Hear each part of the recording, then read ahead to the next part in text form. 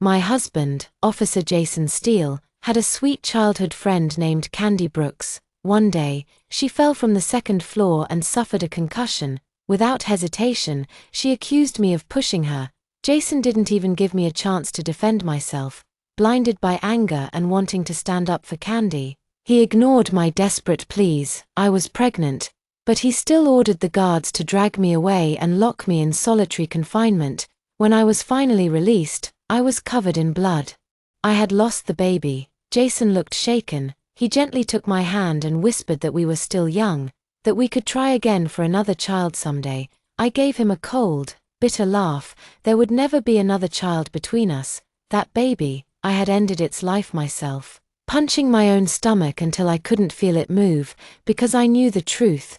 Jason and that unborn child would eventually turn against me, just like Candy did. They would trap me again, take away my dignity, and leave me with no way to survive. In my previous life, I had been weak. I let others trample over me. But in this life, I would change my fate before it destroyed me again. Years later, I became one of the wealthiest and most powerful business figures in the region. Meanwhile, Jason Steele, who had once climbed the military ranks so easily, ended up with nothing, a broken, forgotten man. "Comrade, your baby has suffered a serious blow," a voice echoed near my ear. "You're showing signs of a threatened miscarriage. You must stay in bed for the next few days, or we might not be able to save the child." The pain in my abdomen throbbed, spreading through my entire body, dragging me back into consciousness. Slowly, my vision cleared. I saw old, red slogans on green-painted walls, and worn-out wooden doors. It looked like a hospital from 40 years ago. But hadn't I already died? Jason had sent me to prison, after 5 years behind bars. I had been diagnosed with terminal cancer and died in unbearable pain. If I was dead, then why was I seeing this again? Before I could make sense of anything, the hospital room door flew open. A young man in military uniform stormed in, his face full of fury, and came straight to my bed. "Lena Carter, how could you be so heartless and push Candy? Do you even realize she nearly..." The words rose in my throat, but I didn't speak. What was the point? Last time, I denied it. I tried to explain that it wasn't me, but Jason never believed a word. He only believed Candy Brooks. Jason shouted, his face twisted with anger. My eyes fell on his younger face. So much younger, he looked like he was in his 20s. Sharp features, a tall nose, intense eyes, even filled with fury. He was striking. In my past life, I had loved that face with all my heart. I had humbled myself, given up my pride, and poured all my devotion into him. In return, I was destroyed. Even when Candy framed me, even when Jason threw me in jail, even when I was diagnosed with cancer and left to die, I still missed him. I still longed for him. I used to think it was all Candy's fault. I believed Jason had simply been deceived. I thought he was innocent, until the day I realized my end was near. I begged the doctor to let me see Jason and our son one last time, but they rejected me without a second thought. The doctor gave me a look of pity and said Jason had taken Candy on a vacation overseas for her birthday. He had no time for me. He said I should use my time to reflect on my mistakes in prison. Even my son sent me a message: "If you're going to die, just do it already. Stop embarrassing us. Don't make things harder for Dad." I was already at the edge of death. I took one final breath, spat blood, and collapsed. I never thought I would open my eyes again, yet here I was, staring at Jason's younger face, the man I once adored, the man who betrayed me over and over. The love I had once felt for him was long gone. In my past life, if Jason had just told me honestly that he loved Candy, I would have walked away. I would have stepped aside, no matter how deeply I loved him. But he never admitted it. He kept saying he only wanted to repay her kindness, that he saw her as a sister. But under the mask of gratitude, they did everything in secret. Selfish, shameless things that tore my life apart. I spent my whole life like a supporting character in their twisted romance. The heartbreak I suffered before I died turned into a hatred so deep I could barely contain it. I stared at Jason, locking eyes with him. If I could, I would have sunk my teeth into him, just to let out even a fraction of the rage I carried, for the broken, pitiful woman I once was. But Jason didn't notice anything strange in my expression. he kept yelling.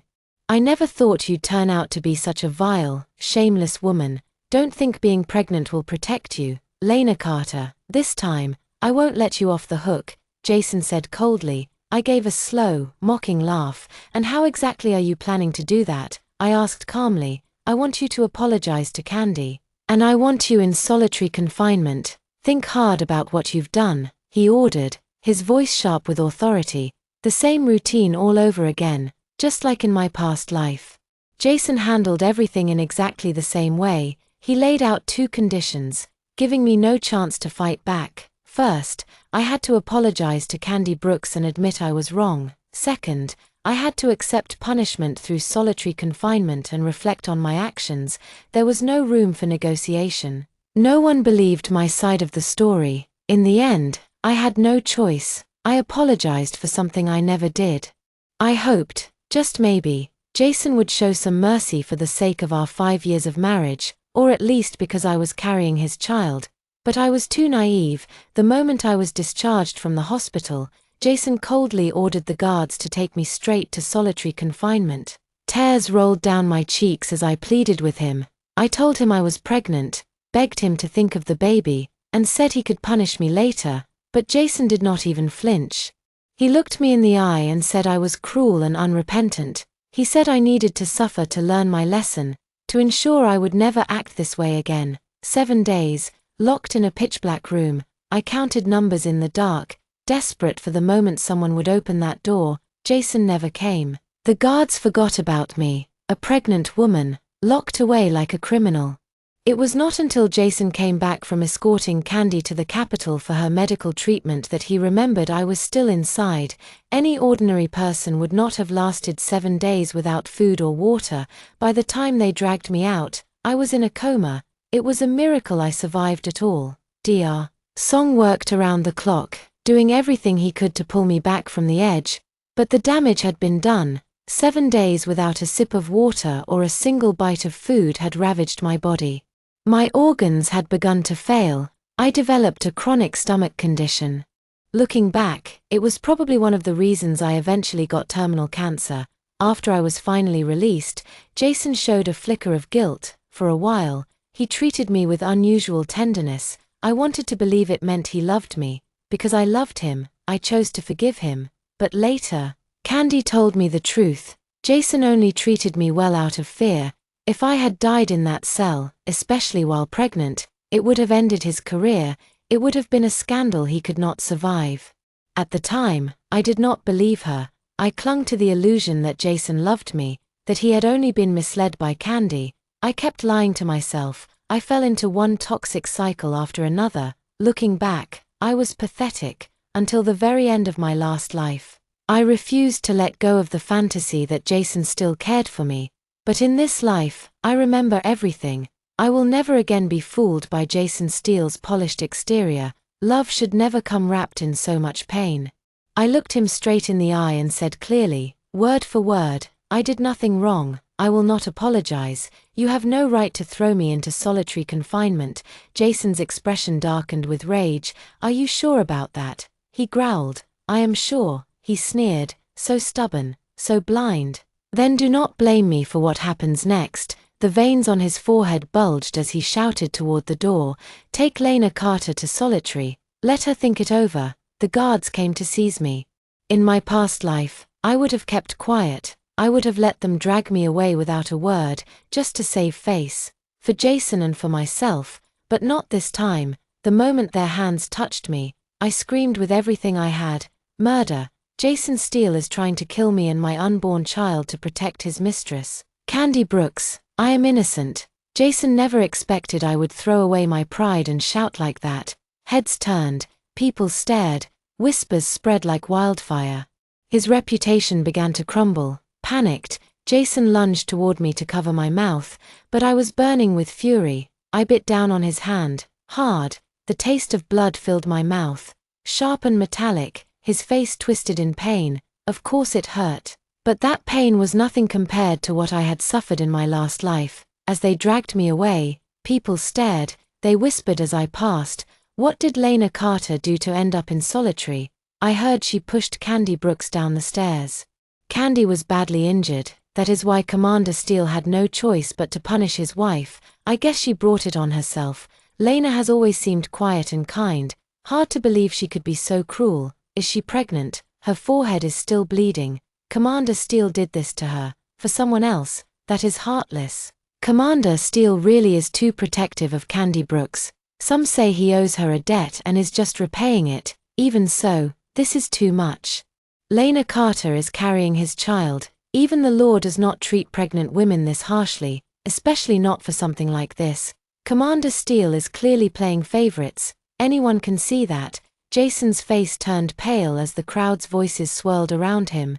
Never in his life had he imagined that someone like me, always quiet, always composed, would humiliate him in public. After I was locked inside the solitary room, he spat out his final words before slamming the door. Lena Carter. I never imagined you would become such a disgrace. I was going to keep you in here for 7 days. But clearly, that is not enough. Make it 2 weeks. The door shut behind him. Darkness swallowed me whole. I had spent 7 unbearable days locked in that cold, dark cell. I lost consciousness at one point and nearly froze to death. Just when I had finally recovered, Candy Brooks framed me again. The stress triggered an early labor. I went through unimaginable pain to bring that child into the world. I bled so much that the doctors had to remove my uterus. Even then, I poured all the love I had left into that baby. My only child, but that child grew up just like his father, Jason, cold, heartless. He adored Candy and despised me. His own mother. The memory of everything I had suffered in my past life made a bitter smile creep across my lips. That child, I was not going to give him a second chance to hurt me. I clenched my fists and, one blow at a time, began striking my belly. Half an hour later, my screams echoed through the concrete walls. Guards rushed over and unlocked the door.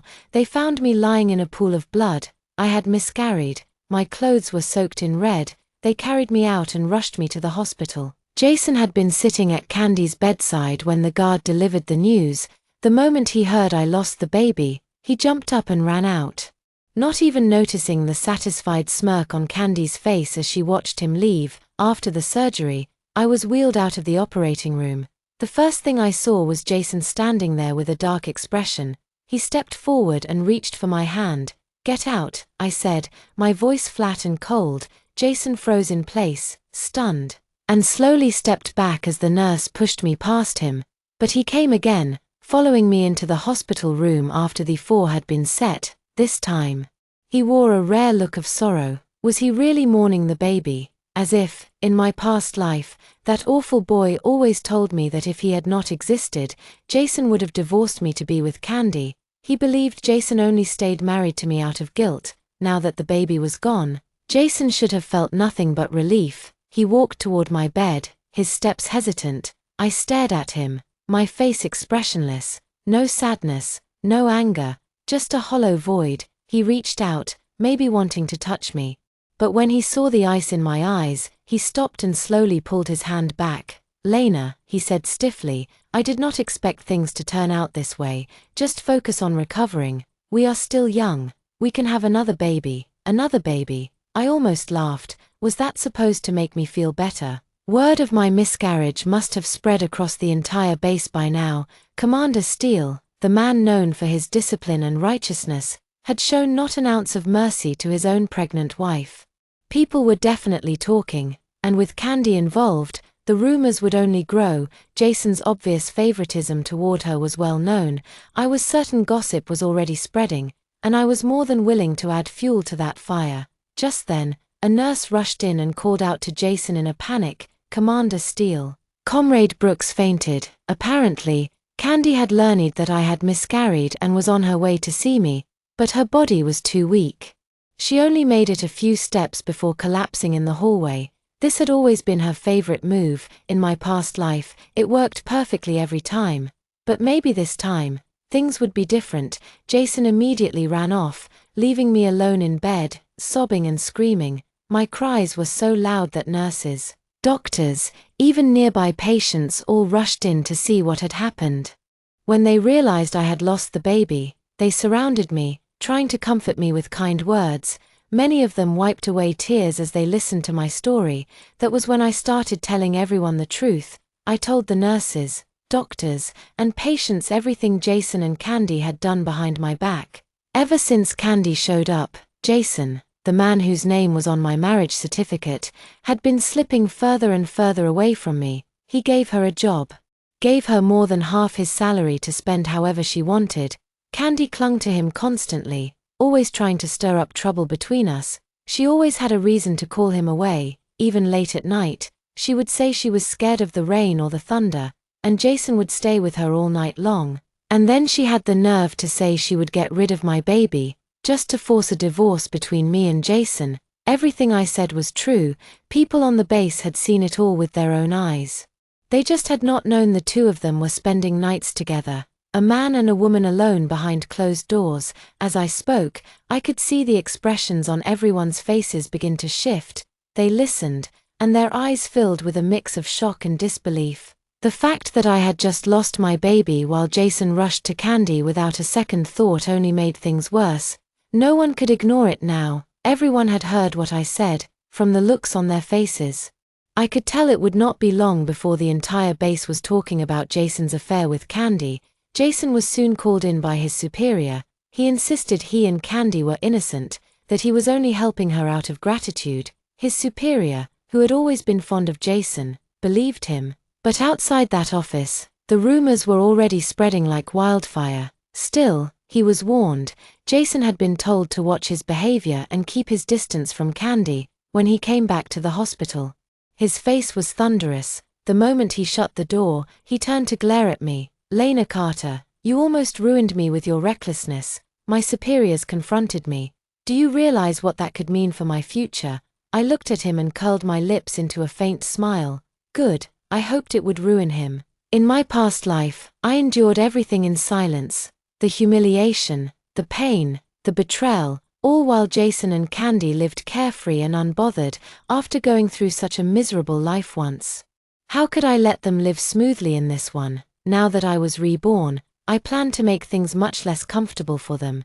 Jason had no idea what I was really thinking. He still believed I loved him, still thought I cared about his future more than my own. He assumed I would do whatever he said without resistance. He looked at me seriously and said, "From now on, you need to clear up those rumors one by one.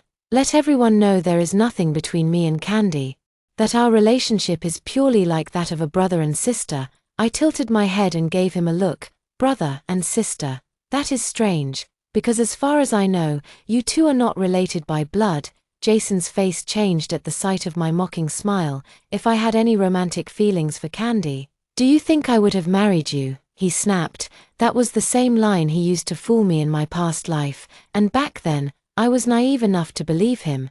But hearing it again now, I could not help but laugh. My laughter was cold and full of sarcasm. His face darkened. "Lena, this is not the time to be jealous or petty. This mess happened because you refused to listen. I am warning you, stop this, or I will divorce you." Divorce, that was exactly what I wanted. Great.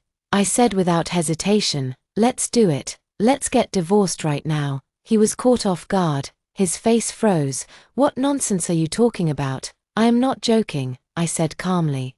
"Why should I share my husband with another woman? Let's end this now. You go your way, and I will go mine. We can each find our own future." His face turned red with anger. "Lena, we are in a military marriage. Do you think divorce is that simple?" "So what?" I said. "You plan to keep sacrificing yourself forever. Or maybe you want your precious Candy to remain the other woman for the rest of her life." The term other woman did not even exist back then. Jason blinked in confusion. "What do you mean by other woman?" I did not explain. I simply looked him in the eye and said, "If you want me to believe you, then from now on, you are not allowed to see Candy again, no contact at all. Can you do that?" To my surprise, Jason agreed. "From now on, you will handle everything related to Candy," he said. "I promise I will not meet her in private again." This was a change that never happened in my last life.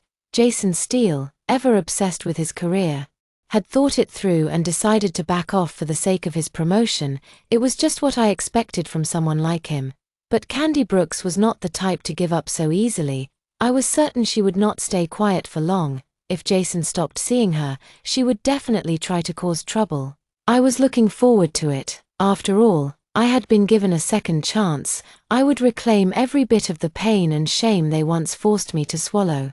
Candy had no idea Jason had chosen to stay away from her to protect his career, so she kept playing her usual games. She pretended to be sick and fragile, lying in a hospital bed just like before, waiting for Jason to come rushing in. But days passed, and Jason never appeared. She could not bear the silence anymore, so she had others pass along messages, exaggerating her condition, trying to guilt him into visiting. When Jason heard she had supposedly coughed up blood, he panicked. But his superior had been clear: there would be consequences if he stepped out of line. He did not dare, so in the end, he came to me instead. Candy, convinced that Jason was finally on his way, was full of anticipation. But when I walked into her hospital room, her face instantly twisted with fury. "What are you doing here?" she snapped. "I came to see you," I replied lightly. "Wanted to check what new tricks you're trying this time." I strolled slowly around the room. "They said you were dying.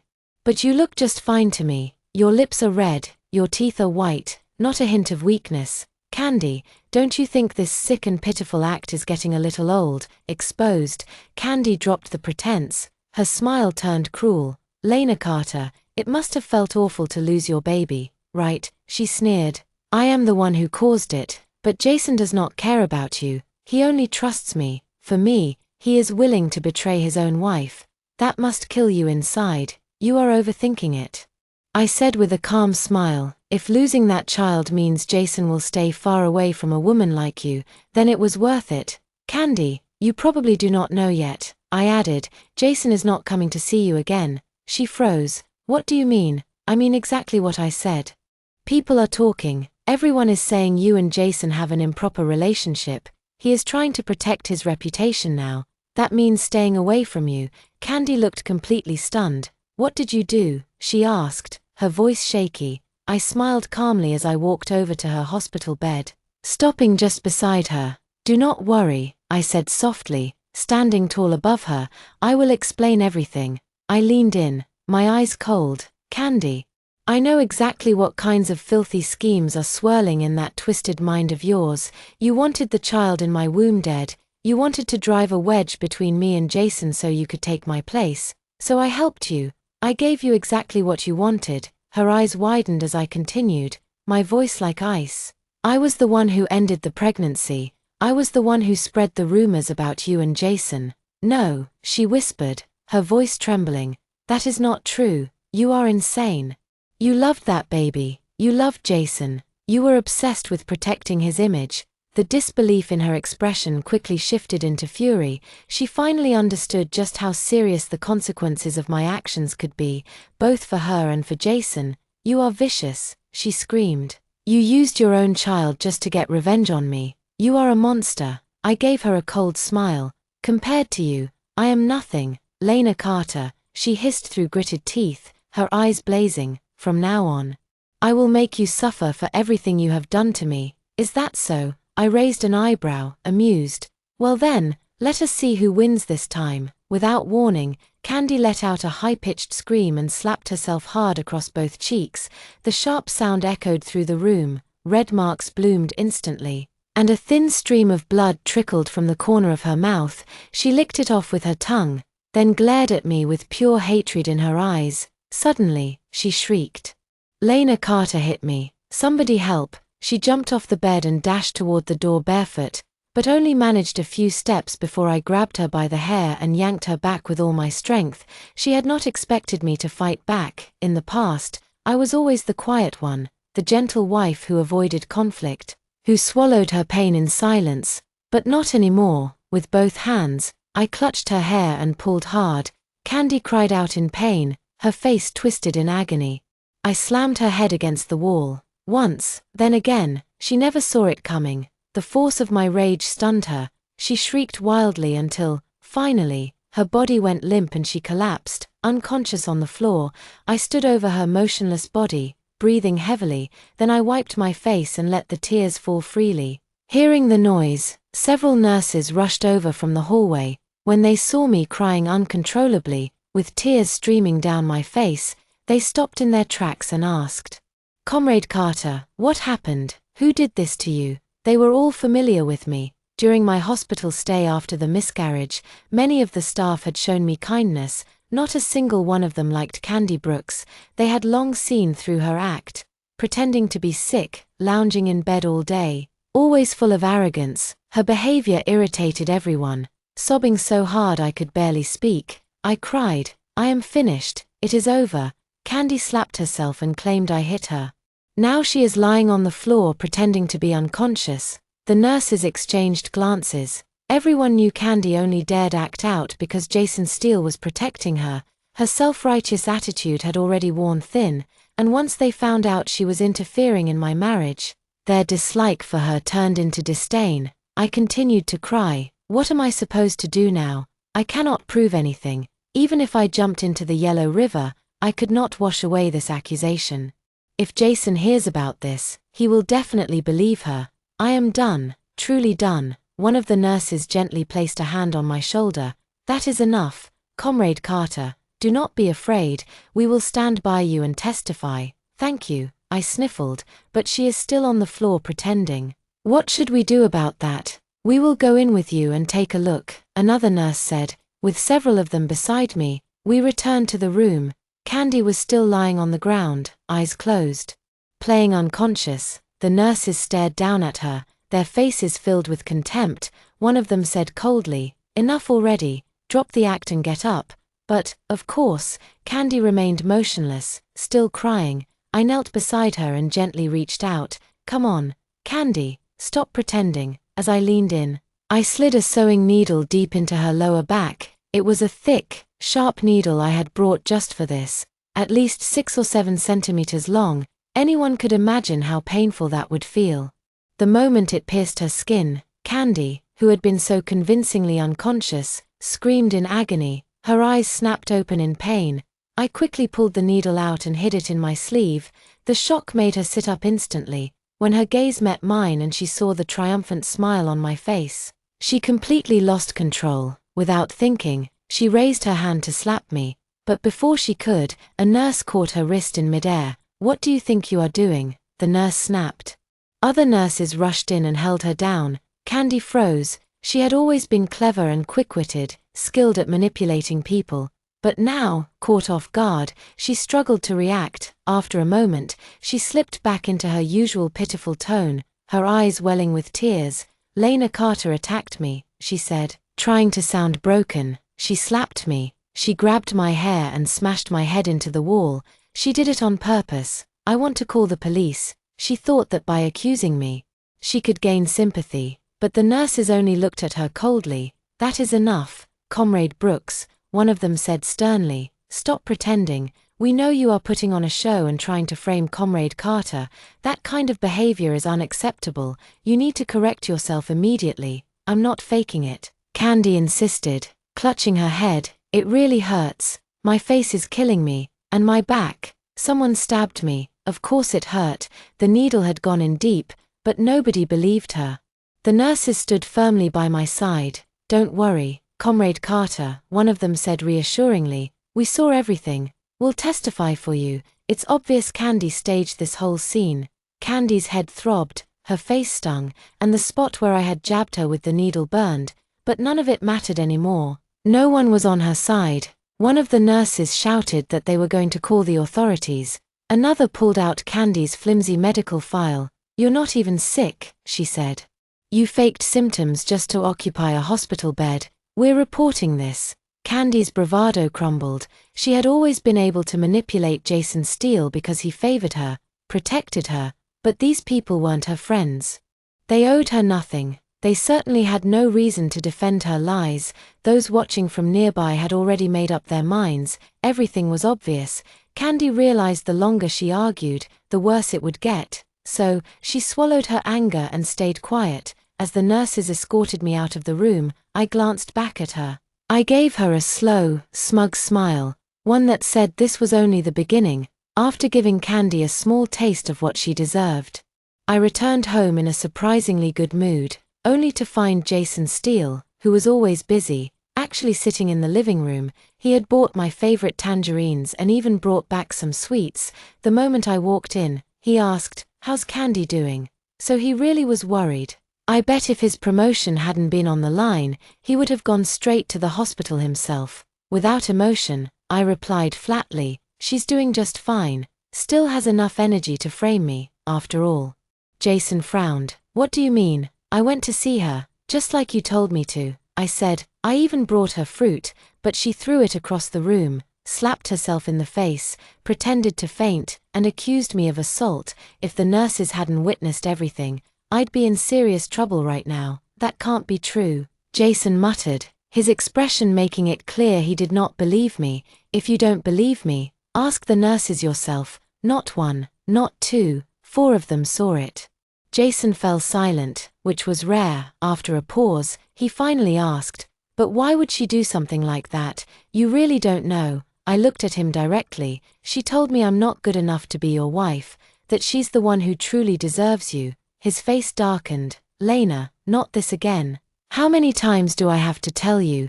Candy and I are like siblings. There's nothing between us." I let out a bitter laugh.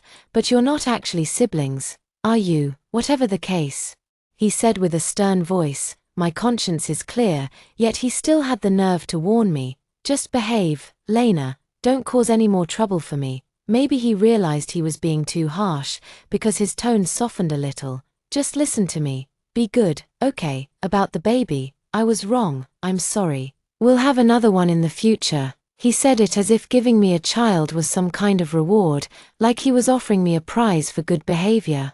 But what he didn't know was that I was no longer the same woman. I would never carry another child for Jason Steele. He was dreaming. After the blow I gave her, Candy did end up with a real concussion. She had to stay in the hospital for several days.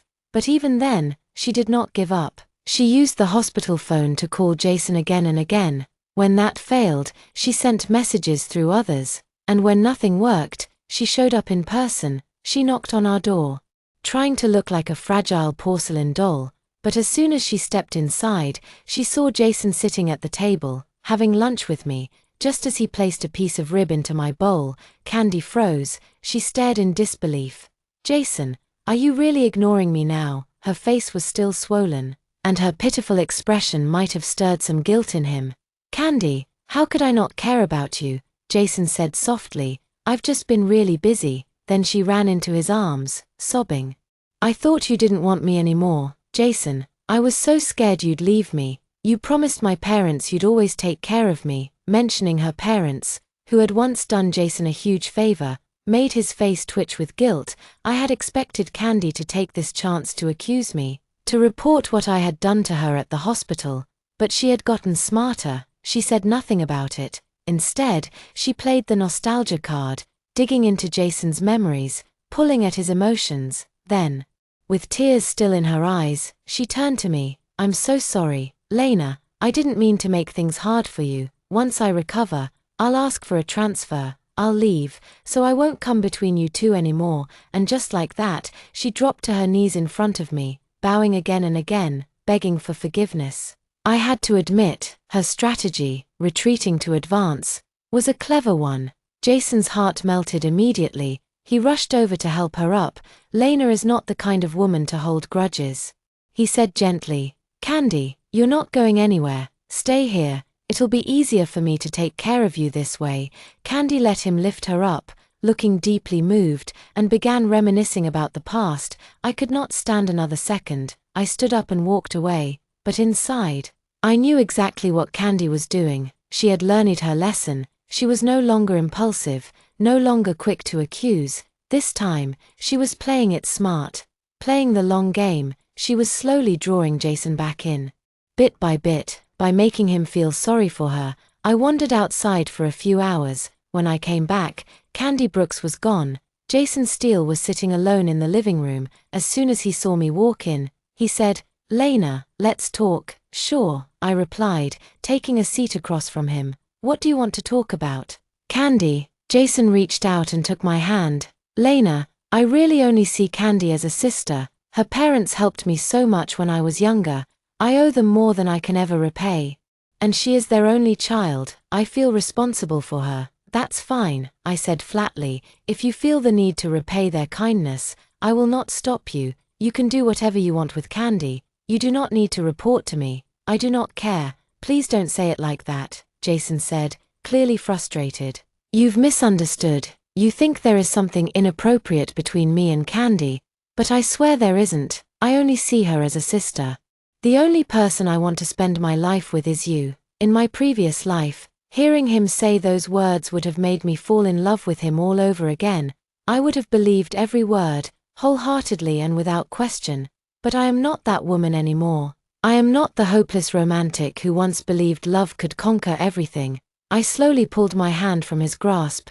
Got it, I understand. Is there anything else? Jason looked surprised by how calm I was. Then he reached for my hand again, gripping it tightly. Lena, I'm heading out on a mission soon. I'll be gone for a while. While I'm away, I need you and Candy to get along. She promised to listen to you, and I'm counting on you to take care of her. I'm leaving her in your care. Just wait for me to come back. It almost sounded like he was passing her to me, like a responsibility. I raised an eyebrow and said, all right, I'll be sure to take good care of your dear Candy. Jason left with his team for a mission in the south. Before he went, he reminded both of us again and again to live in peace. Candy and I both nodded politely, but we knew the truth. Peaceful coexistence was never going to happen. Candy would never give up, and neither would I. When Jason returned, there would be a reckoning. One of us would win, one of us would fall. The determination in our eyes was clear, and it was mutual. On the first day after Jason left, Candy and I acted like the perfect pair. She called me sis in the sweetest voice and helped around the house, cooking and cleaning like a devoted little helper. On the second day, she bought me a new outfit and a pair of shoes. She even invited me to the movies. Clinging to my arm affectionately in front of everyone, she made a show of our closeness. Making it seem like we were the best of friends. We were seen together constantly, supporting each other like the ideal sister-in-law duo. It was as if none of the past drama had ever happened. On the 10th day of Jason's absence, Candy knocked on my door early in the morning with a cheerful smile and a tray of breakfast. Sis, I have the day off. Let's go for a walk by the river. Okay, sure. I agreed easily. She had already packed a lunch and some snacks, linking her arm with mine. She led us out the door. Whenever we passed someone we knew, she greeted them warmly and told them we were going on an outing together. By the time we reached the edge of town, a dozen people already knew about it. We brought our food and rode a shared bike to a small river nearby. Just before we arrived, I clutched my stomach and said I needed to find a bathroom. I walked away for a while. When I returned over an hour later, Candy was waiting by the riverbank. She was pacing back and forth, clearly irritated. Her eyes were sharp, filled with impatience. I even heard her mumbling to herself. I cleared my throat. Candy, sorry to keep you waiting. The moment she turned around and saw me, her expression changed completely. The irritation vanished as if it had never been there. Sis, look how beautiful the scenery is here, she said sweetly. Let me borrow someone's camera and take a few photos of you. I nodded without hesitation and stood by the riverbank while she snapped a few pictures. A few times, she laughed and lunged toward me playfully, like she wanted to hug or grab me, but I was standing at the edge of the water, so I made sure to step aside each time, just enough to stay out of reach. I laughed freely and without fear, while her smile slowly grew colder. After several failed attempts to get close to me near the river's edge, Candy finally gave up for the moment. She laid out a picnic blanket and began unpacking the food. She placed the blanket deliberately close to the water, sitting on the side farther from the edge and leaving the spot nearest the river for me. I'm starving. Sis, come eat, she said cheerfully, handing me a plate with a bright smile. I kept my eyes fixed on her, unblinking. Go on, say it. What are you really planning? She let out a dry, insincere laugh. What could I possibly be planning? I leaned in slightly, lowering my voice. I know what you are trying to do. You wanted to drag me into the river with you, make it look like I pushed you in, and now that it failed, you are trying something else. I watched her face go pale. Let me guess, I said, my tone sharp. You tampered with the food, trying to set me up again. Her smile faded. Candy, Do you really think I would be foolish enough to let my guard down around a poisonous snake like you? Not after everything I have been through, she sighed. So, you figured it out. I thought I could keep fooling you for a few more days. I guess I underestimated you. The mask dropped. She did not bother pretending anymore. Lena Carter, she said coldly, since you already know, there is no point hiding it. Today is the day you die. Then she lunged. I was sitting with my back to the river. She pounced, grabbing me as we both tumbled into the cold water. It was exactly the same as before, same river, same trap, in my past life. She had done this, pushed me into the water and screamed that I had attacked her.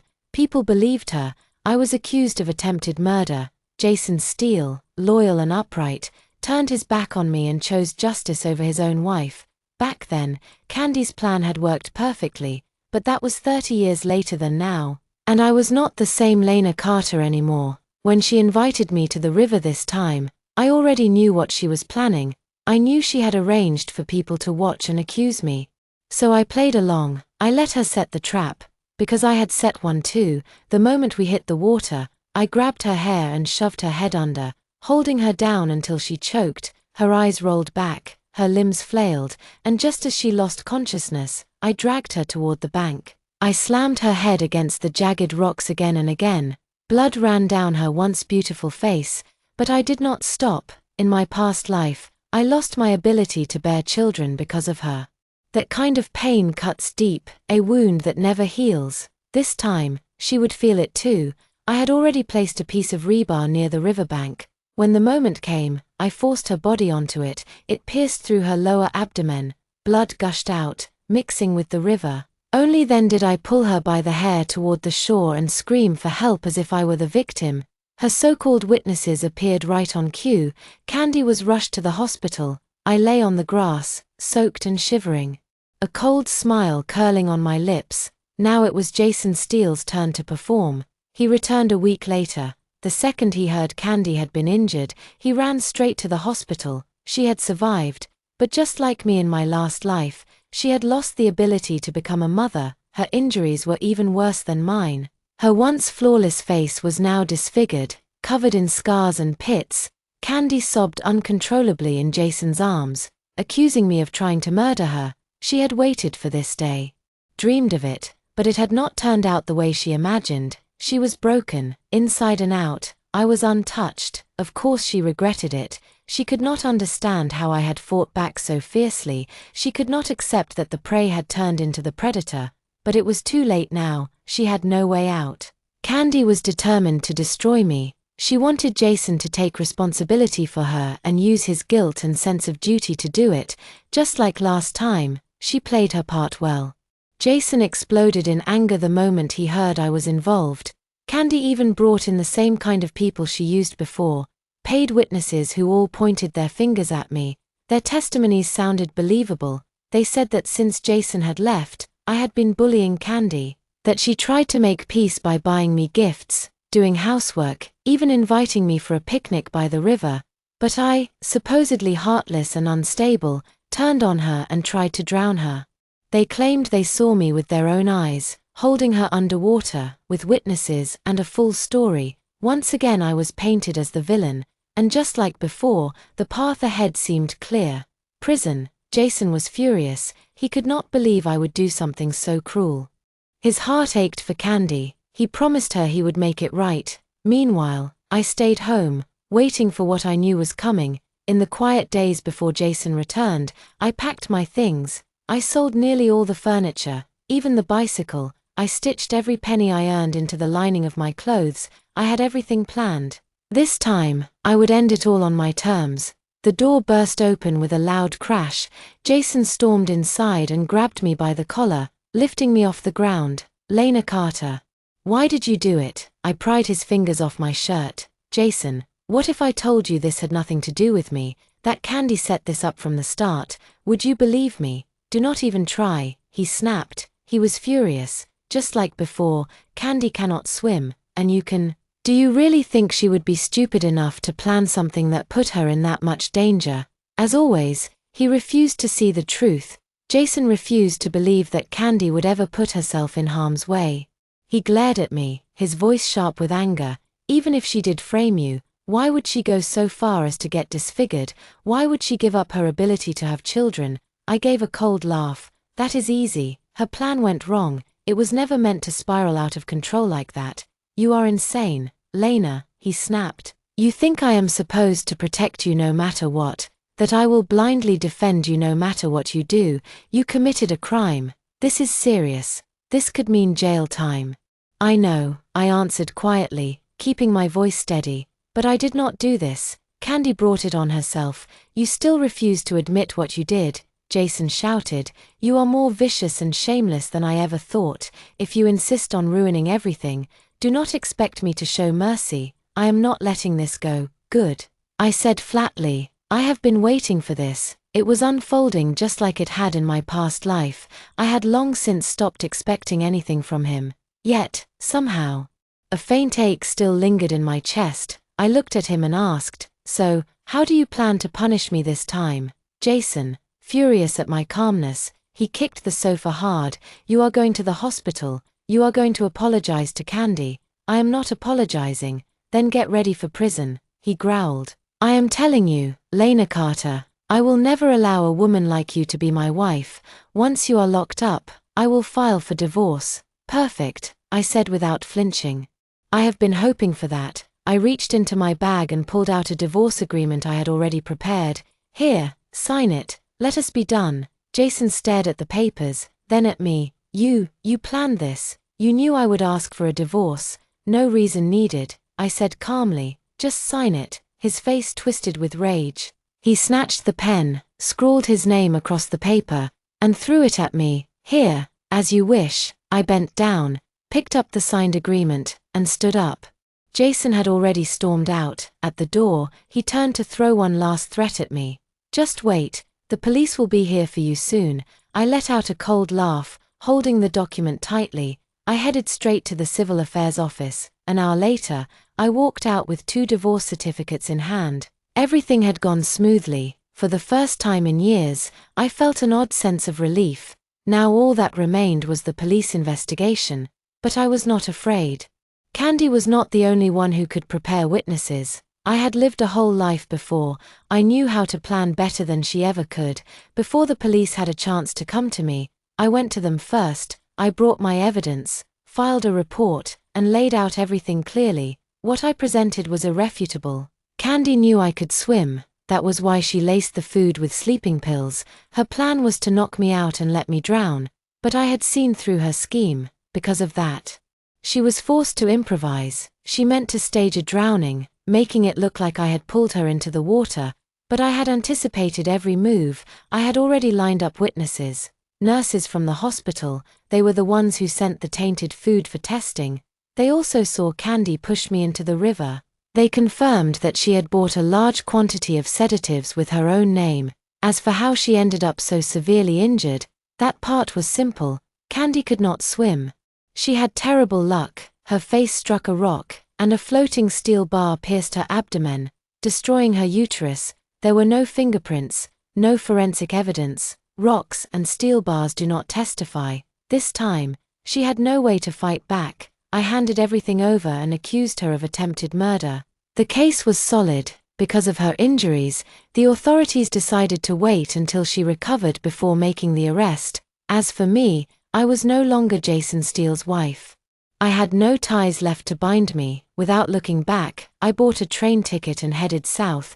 Candy had never been my real goal. Yes, she was wicked, but Jason was no innocent bystander. He had enabled her, protected her. Getting rid of Candy alone was not enough. I knew what was coming. Without me by his side, Jason's life would fall apart. In my past life, I had helped him at every turn. Now, stripped of my support, disaster was the only path left for him. I waited patiently for karma to do its work. With the past behind me, I threw myself into building a new life.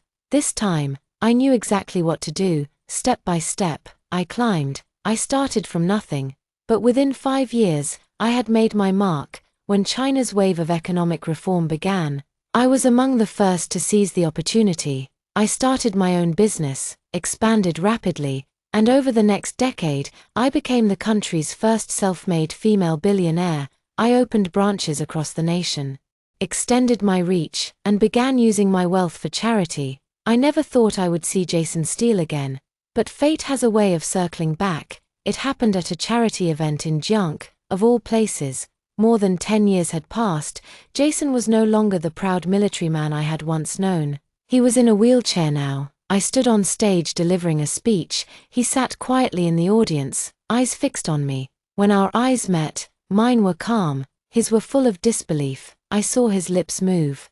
I could not hear the words, but I read them clearly. Lena, after the donation ceremony, I got into my car, ready to leave, but Jason rolled his wheelchair in front of the vehicle, blocking my path. Lena, he said, do you know how long I have been looking for you? I looked at him silently. I never meant to send you to prison. I never meant to divorce you. I was just angry, Jason said, his voice low and strained. I tried to convince Candy to drop the charges, but by the time I did, you were already gone. So this was his long overdue apology, his attempt at regret.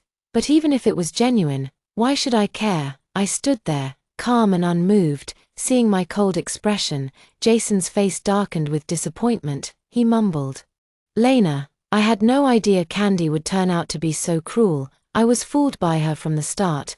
Back in his 20s, Jason Steele had been a strikingly handsome man. But now, as I looked straight into his eyes, I spoke slowly and clearly. Could you move? I am in a hurry. I need to meet my husband and son. Today is our 6th wedding anniversary. You are married? Jason asked in a stunned whisper. You have a child? His face turned pale as he slowly backed his wheelchair away.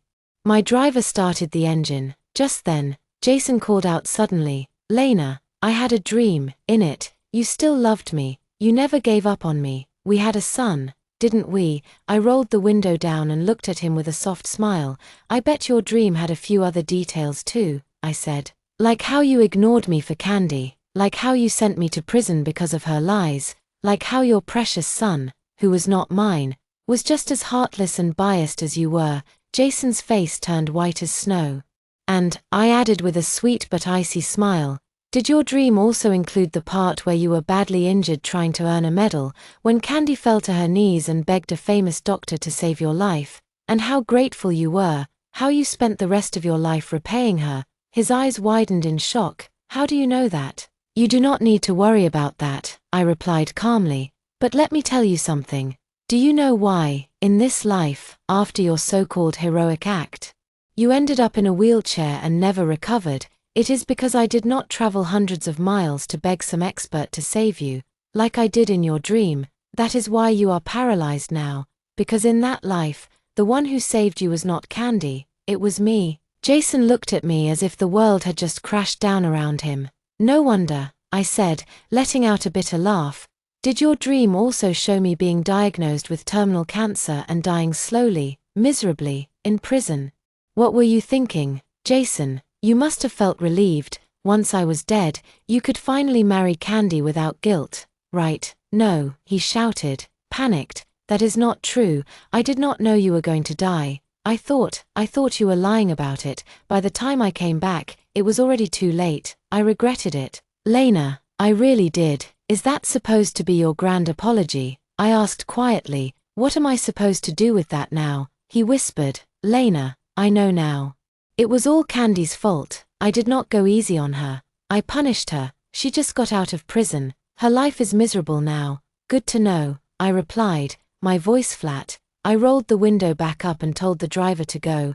As the car moved forward, Jason's figure in the wheelchair grew smaller and smaller in the rearview mirror. Watching him like that, broken, hollow, fading into the distance, I finally let out a long, deep breath. For the first time in this life, I felt truly free.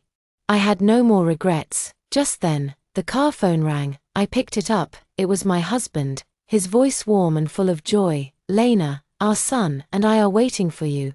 I am almost home, I said with a smile. No one can live forever in the past. Jason Steele was just a chapter that had long since closed. Now, I had a husband who truly loved me and a sweet, wonderful son. In this life, I would never again rely on a man or place my faith in one. I would be my own queen. Thank you for watching today's story. If you enjoyed this video, please give it a thumbs up and share it with your friends. We'd love to hear your thoughts in the comments below, so feel free to share your opinions, and don't forget to subscribe to our channel for more great stories. We'll see you in the next video.